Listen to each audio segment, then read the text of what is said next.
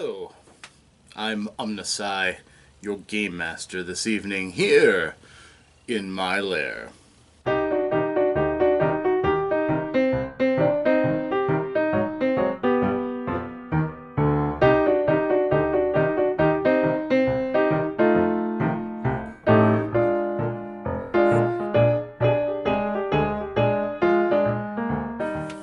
Hello, my friends. I am OmnusI, here in the Lair of OmnusI once more, to answer a question from the RPG Brigade for their RPG A Day through August, to entertain, uplift, and share our experiences with the gaming community. This one's a personal one, so hang on to your everything. This is the 13th day, so August 13th brings describe a game experience that changed how you play. Now, I believe that most people who play role-playing games go through different phases. Some of them are progressive. A lot of people begin just trying to learn the rules so that they can play effectively. A lot of times that leads itself to hack and slash and optimization, working on the different builds and things so that your character is more effective. If you find the right group, they may inspire you to go forward and enjoy the challenges of the game, the testing yourself against the world's challenges. It becomes less a tactical studies as it does become finding your own goals and fulfilling them, or being more cerebrally challenged by puzzles and tricks more so than the visceral thrill of combat.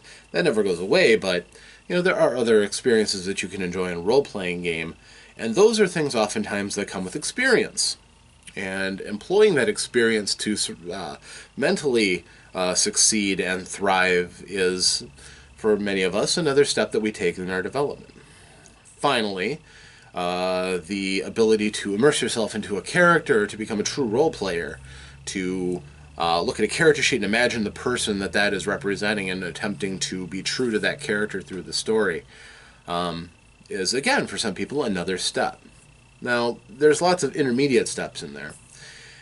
And sometimes you evolve the way you play. When we were playing 2nd edition, 2nd edition had a lot of good points to it.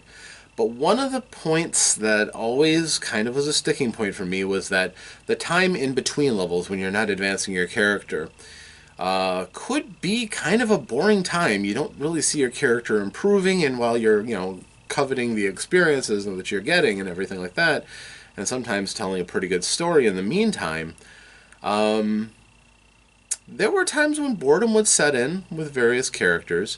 We often had a large party. So if I was playing, say, a fighter, I might get lost in the wash relatively easily. There was not great class balance back in the day, and if I wasn't playing a spellcaster, I would oftentimes have characters that were less than focused. My friends dubbed it chaotic suicidal after a article in a Dragon magazine. Where if I got tired with a character, I would do something stupid with the character and get them killed, and then introduce a new character the next session, or maybe even that session.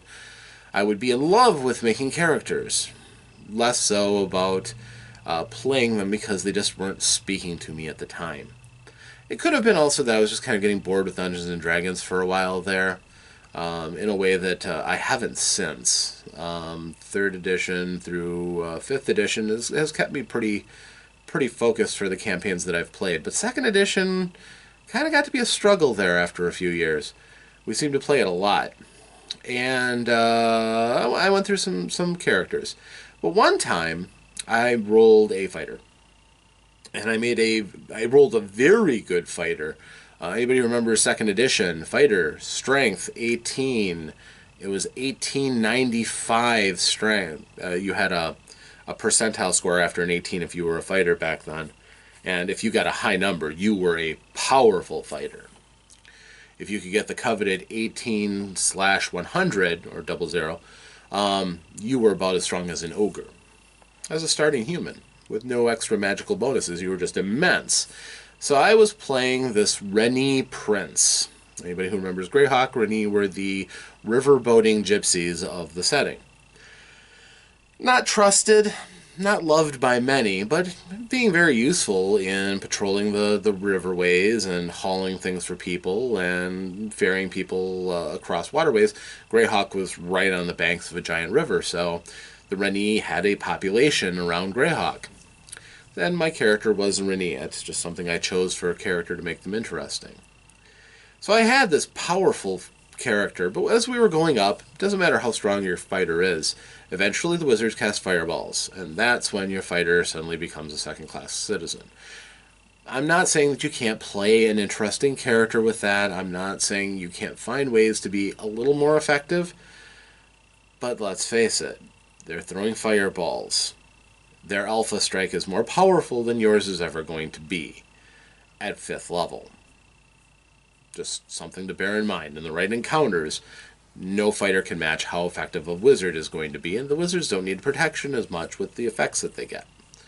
There's still a need for you. You still have a place, but you have a lot more free time.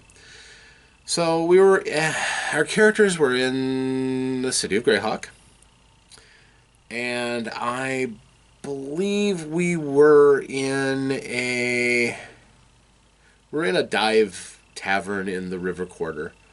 I can't remember the place at this time.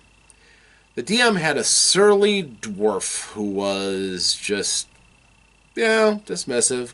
I think probably somewhat racist against my character. And my character said something. I don't even remember the circumstances all that much. The circumstances weren't all that memorable.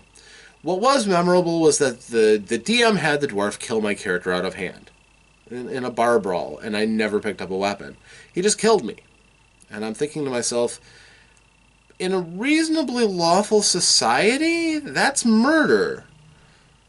I'm sure something's going to come of that. Well, the party didn't resurrect my character. The dwarf, nobody cared. Another Reni dead. I was kind of outraged. I was discouraged. I was angry at the dungeon master, certainly, for running a less than realistic situation in there. I mean, his character, he could have easily ruled that the dwarf had just beat my character up, knocked him out. He was probably 5 levels higher than my character was, and, thrown him out in the back with the pig slops. No, he killed my character. And that was a pretty big moment for me. It made me look at the group to decide if I really wanted to be there. And they were all my good friends in college and everything, so that wasn't going to do that. But it really made me change the characters that I made. I had more attachment to them after that because it was a great opportunity. It was one of the best characters I've ever rolled. All of his pertinent physical stats were high. Even his mental stats weren't bad. His charisma wasn't terrible. His wisdom was a little low, but his intelligence was solid. His charisma and dexterity his dexterity and his constitution were quite high. His strength was ridiculous. He was going to be a great fighter. I even rolled well for his hit points, too. But he got killed out of hand in a stupid bar incident that, again, the way they played, there wasn't a great deal of attachment to the characters. They were still kind of playing an old school style. Your character is just another reroll away from death, and that changed my style a little bit too. My characters, I learned more narrative styles. I'm not going to say that drastically changed things, but it knocked me out of being this chaotic, suicidal character. I realized that I didn't enjoy playing fighters. I didn't enjoy the guys who would stand up at the front and take the beating for everyone else. Since then, I've mostly gravitated towards clerics, primarily wizards, some spellcaster who almost always has a toolbox of things they can do. I've even played a bard or two, sparingly. Still not fond of playing rogues, although they're better now. They have better numbers. Back in the day when you started out with a rogue and you had only a 10 or 15% chance of success of doing something that was part of your job, that was really disheartening. Getting your thief high enough level that you had a reasonable chance of succeeding when you needed to was essential seeming for the group, but it left you in a lot of boring situations where you could just simply be frustrated. But I determined after that I was going to try to cut down on the joke characters.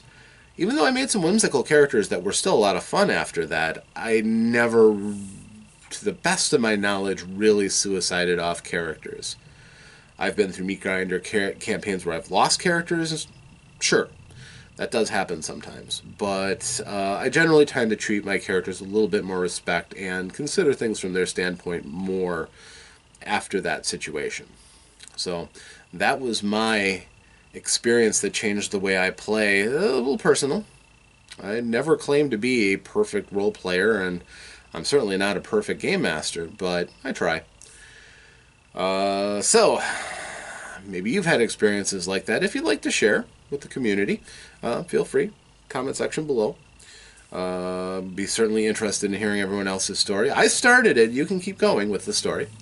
But I am OmnusI, once more here at the Lair of OmnusI. Thank you for joining me, and hoping that you have safe adventures.